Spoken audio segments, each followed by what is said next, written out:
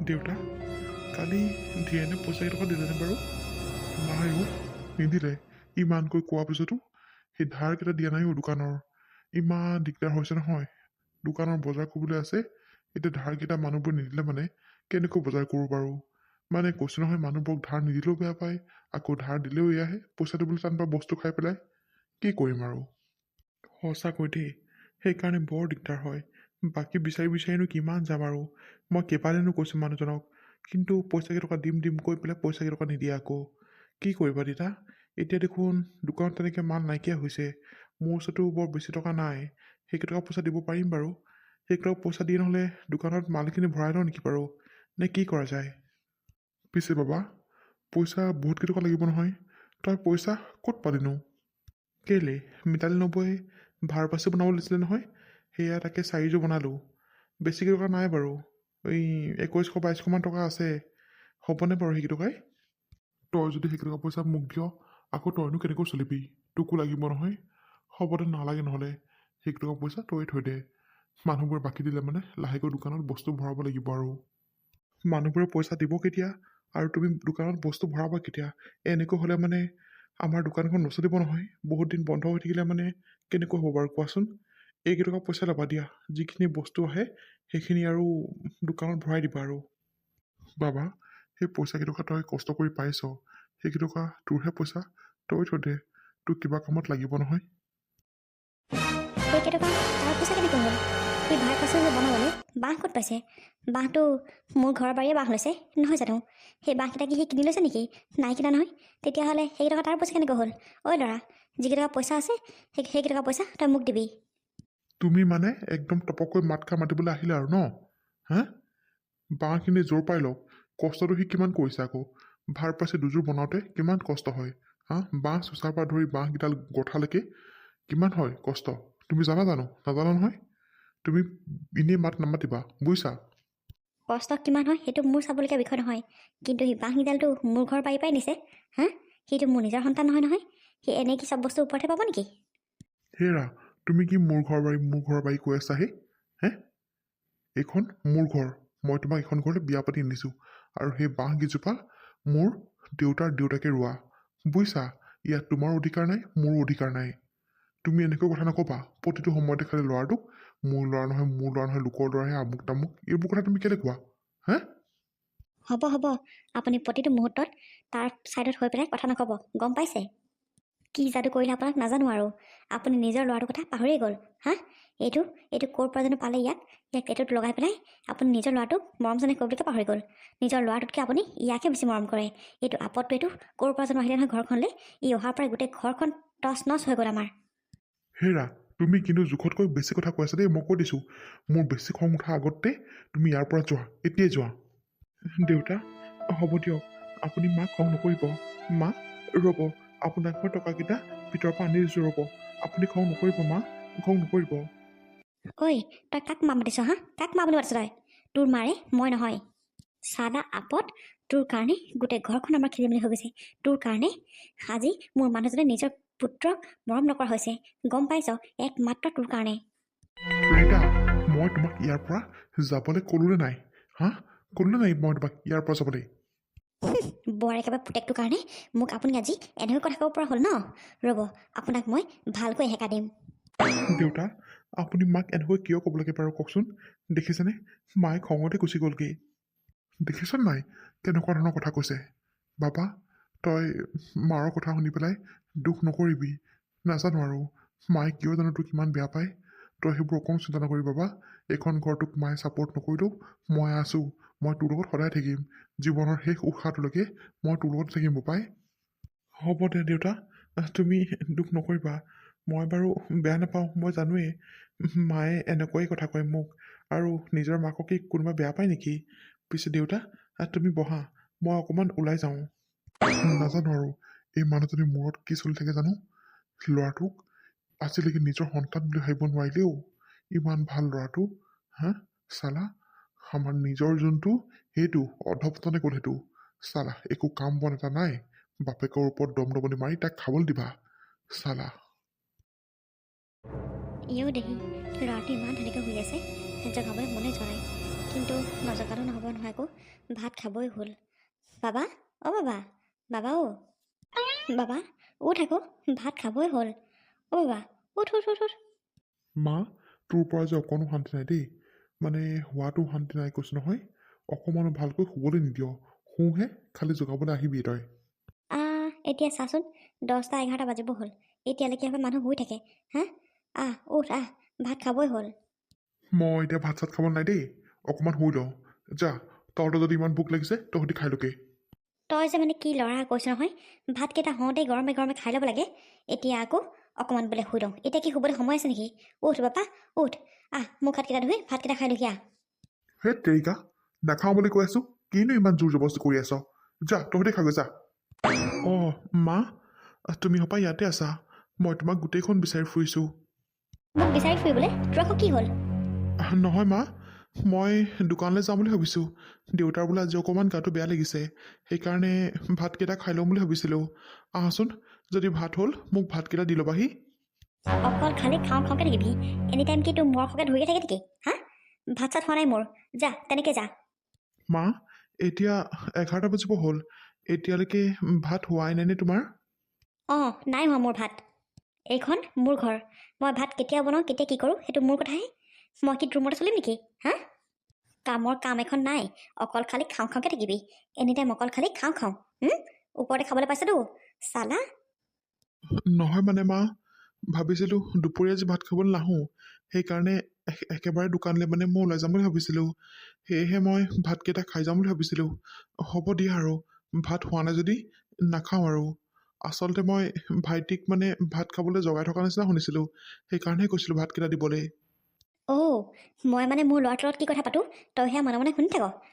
শুনি থাক তই নাই মা মই তোমালোকৰ কথা শুনি থকা নাই আচলতে তোমাক মাতিবলৈ আহোঁতেই ভাইটিক জগাই থকা শুনিছিলোঁ সেয়েহে ক'লোঁ হ'ব দিয়া আৰু ভাত হোৱা নাই যদি নাখাওঁ মই সেয়া তোমালোকৰ অনবৰত কিহৰ থোটা মোজা লাগি থাকে হয় মোৰ আজি গাটো ভাল নহয় সেইকাৰণে বোলো তাকে কৈছোঁ দোকানখনলৈ যা আৰু এতিয়া 11টা বাজিলে এতিয়া দোকানলৈ গৈ আকৌ দুপৰীয়া সময়তনো ভাত খাবলৈ কেনেকৈ আহে বাৰু কোৱাচোন তুমি দোকানখন বন্ধ কৰি থ'লে মানে বস্তুবোৰনো কেনেকৈ বিক্ৰী হ'ব বাৰু এনেও দোকানৰ বাকী খাই খাই মানুহে বাকী নিদিয়া হৈছে বস্তু তেনেকৈ দোকানখনত নায়েই যিকেইটা বস্তু আছে সেইকেইটা বিকিলে মানুহে 2 পইচা পাম সেইকাৰণেহে সি ভাতকেইটা খাওঁ বুলি কৈছে ভাতকেইটা হ'ল যদি তুমি দি দিয়া আকৌ তাৰ লগতনো তুমি কেইত লাগি থাকা বাৰু এনি টাইম ইয়াক মানে মই একো এটা ক'বই নোৱাৰোঁ আপুনি একেবাৰে টপককৈ মাত খাই লগাবলৈ আহিবই ক'ব পাৰ ন এইফালে আপোনাৰ গা বেয়া এতিয়া ইয়াক মই ভাত নিদিওঁ বুলি কোৱাৰ কাৰণে আপোনাৰ কি গা ভাল হৈ গ'ল নেকি গোটেইটো একেবাৰে বিচনাৰ পৰা উঠিব পৰা হ'ল যে সেইটো কথা নহয় গাটো মোৰ সঁচাকৈ বেয়া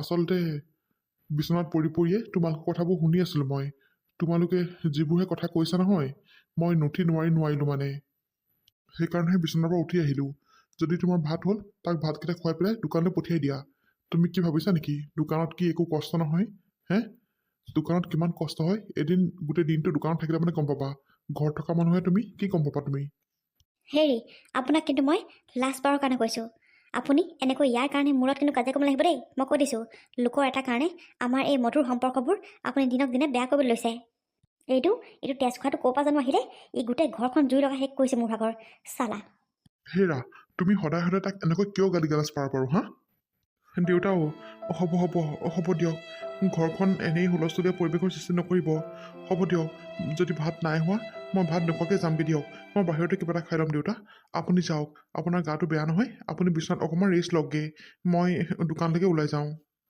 এতিয়া চালা ঘৰখনত গোটেই হুলস্থুলীয়া পৰিৱেশৰ সৃষ্টি কৰি পেলাই ঘৰৰ পৰা ওলাই যাবলৈ ক'বলৈ আহিছ মোৰ চালা শোৱাও শান্তি নাই তহঁতৰ পৰা কৈছোঁ নহয় তই মনত থাক তই মুখেৰে এটা মাত নিদিবি তইনো কি কৰিছ ঘৰখনৰ কাৰণে অকল শুইছ বহিছ খাইছ এটকা ইনকাম কৰি পাইছ না আজিলৈকে দম দি পইচা নিবিচালা নিজেতো একো এটা ইনকাম কৰিব পৰা নাই দেখা নাই ই কিমান কষ্ট কৰে 1 পইচা 2 পইচা কেনেকৈ উলিয়াইছে দেখা নাই তই ঘৰখন চলিবৰ কাৰণে তই কিডাল কৰিছ তই মুখেৰে মাত নামাতিবি বুজি পাইছ তই মস্ত ধদুৱা এটা হেৰি আপুনি এই লোকৰ এটা আৱৰ্জনাৰ কাৰণে আপুনি যে আমাৰ সন্তানক এনেকৈ গালি পাৰিছে চালা সি কি কৰিব লাগে আপুনি দেখোন ইনকাম কৰে সি লাহে লাহে ইনকাম কৰিব নহয় তাই এটা বয়স হৈছে নেকি মানে কৈছোঁ নহয় লোকৰটো কাৰণে নিজৰটোক মৰম চেনেহ কৰিবলৈ পাহৰি গৈছে আপুনি সঁচাকৈ দেউতা, তুমি অকল ইয়াকহে ভাল পোৱা। তুমি মোক অকণ দেখিবই নোৱাৰা।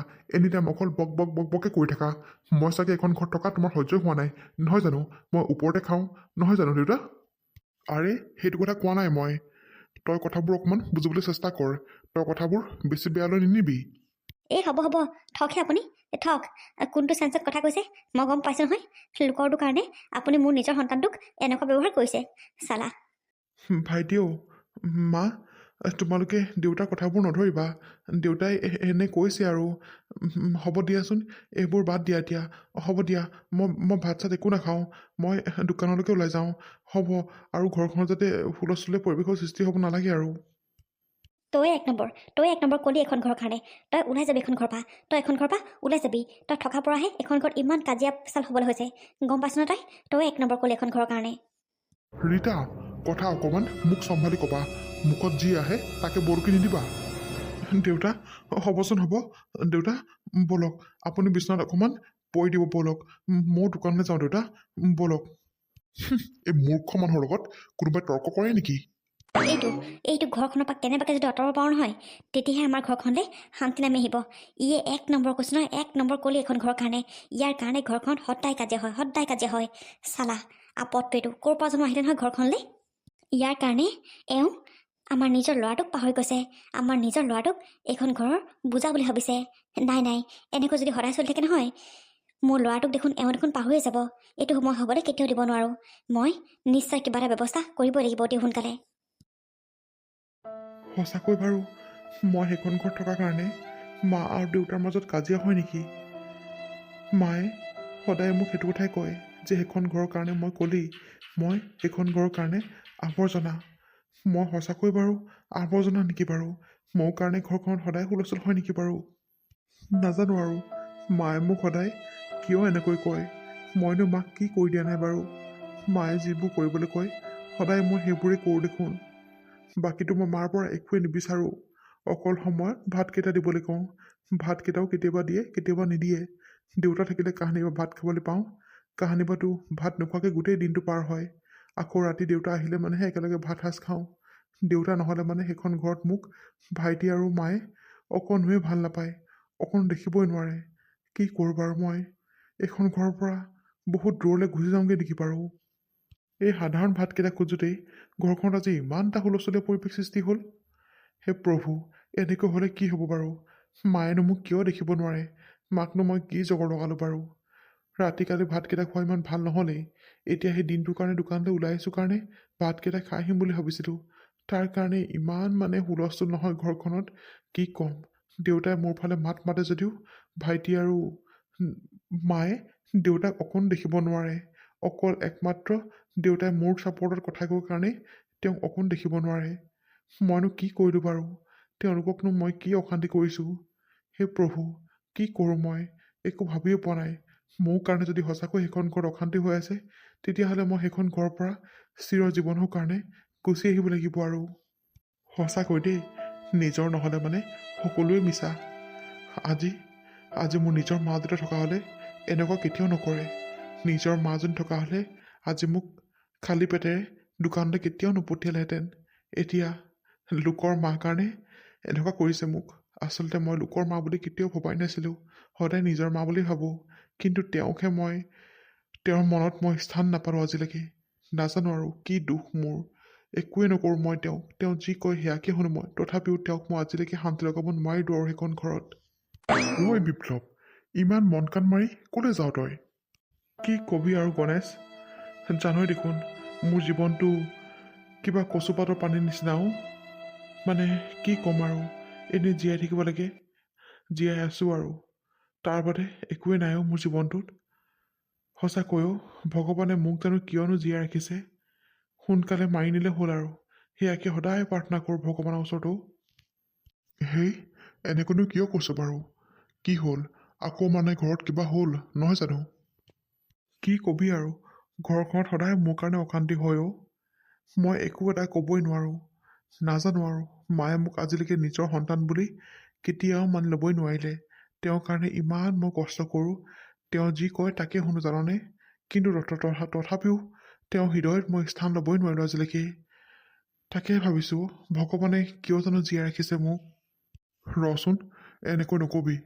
সদায় ভগৱানে কেতিয়াও দুখ নিদিয়ে। নিশ্চয় তোৰ কপালতো সুখ লিখা আছে। তই চিন্তা নকৰিবি।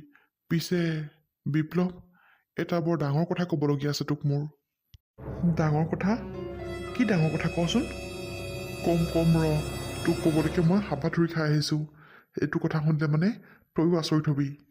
কি কথা ক আকৌ।